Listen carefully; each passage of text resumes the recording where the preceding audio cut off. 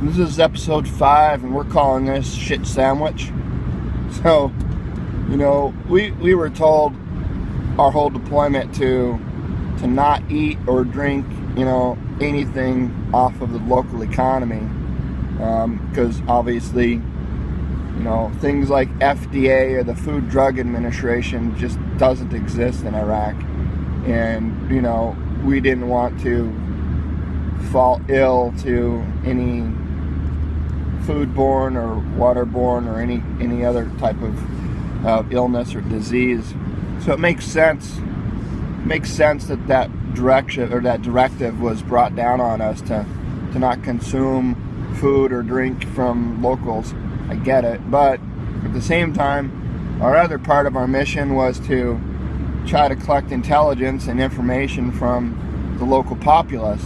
And if you don't know anything about the Iraqi, or at least the Middle Eastern culture, one of the things that became very apparent early on in our deployment is that culture is a very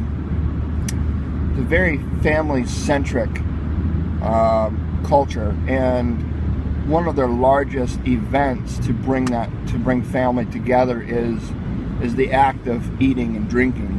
And so it was very, very common for anytime you were interfacing with the local people, it was very common if you were being welcomed into their lives, into their homes, they often offered food and drink, and to refuse that is a huge disgrace kind of thing. It's disrespectful. It's not polite. So if you're trying to interact with people and try to build that relationship in order to collect information or intelligence, refusing food and drink when it's offered, it's counterintuitive to what you're trying to do. So even though we were told not to eat or drink, it was just one of those things where, okay, we understand why we were not supposed to do that, but at the same time, we're using our best judgment. And there was this one night, we were on patrol with my platoon sergeant, Sergeant Malt. He was out with us, and we were traveling back through one of the neighborhoods. I can't remember. I think it was a neighborhood that was kind of north of the Mechanics Village, back in that area somewhere. And we were traveling through. It was late at night. It was dark, but it wasn't too late. There were still a lot of people out on the street, a lot of vendors and things cooking. And in the Mechanics Village was a hotbed for insurgent activity, ambushes, IEDs, RPG attacks, a lot of that kind of stuff. So we were trying to see if we can find somebody that would be willing to talk to us about the activities that were going on in that area. So our trucks were rolling through the area, but we had, me and a few other guys, we were kind of dismounted, walking, trying to just mingle with and interact with, the local people. And my platoon sergeant and I, we came across this little food stand, I guess. It was like a sheep stand where they had live sheep, and then they would just string up a live sheep and slit its throat and drain it, and then skin it, and then cut off a piece of meat, throw it on the barbecue right then and there, grill it up, and then stick it inside like this pita bread thing with some seasoning and some other stuff, and it smelled really good. And so me and Malt decided to go over there and kind of chit-chat with some folks, and they offered us this sandwich, this barbecued sheep pita sandwich thing, and it smelled good. I mean, I figured, why the hell not? It was definitely fresh. I mean, they literally just cut it off the sheep that was alive like 3 minutes earlier. So I don't think you can get fresher meat than that, man. I don't know, but so he handed us these pita, and we're trying to talk to them. We had our interpreter with us.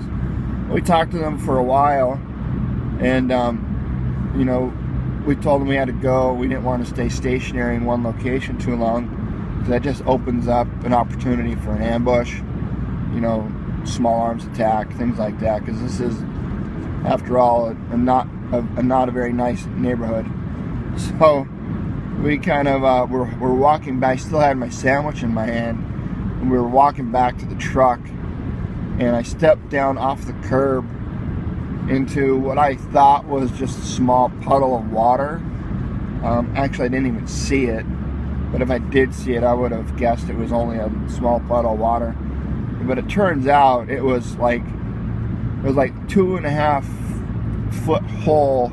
It was a sewer hole full of just human feces and sludge.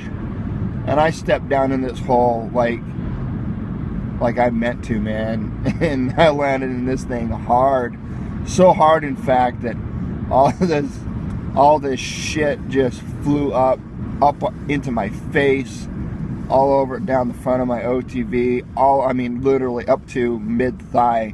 I was standing in this shit, and I pull my foot out, and you could just smell the if you ever deployed to Iraq, I don't know about Afghanistan, I was never there, but I can imagine it's probably the same or very similar. But if you've ever been to Iraq, you know the smell that I'm talking about. This is the putrid, rancid, sweet smell of human feces. And not just human feces. I'm talking like rotten, festering, fermented, sludge-like awesomeness. Everything that a sewer could possibly muster. That was what this was. And I had it literally all over me, and it splashed up on me in my face. It got some in my mouth, got all over my sandwich. So now I've got this shit sandwich I'm holding, and I'm just more than disgusted. And I stand up, and everybody on the street, you know, all these Iraqi civilians, like this hush just came over the crowd. Nobody said anything. It was so weird. Everybody just drew silent. And I looked at my platoon sergeant, and he looked at me, and he just lost it. He just started laughing his ass off. And as soon as he started laughing, it kind of cued all the locals in on the fact that, okay, it's okay to laugh now, because they all wanted to laugh at me, but they didn't want to offend me. Of course, there I am standing there with my shit sandwich in one hand and my M4 in another. So I'm sure they were nervous about what the hell I was gonna do.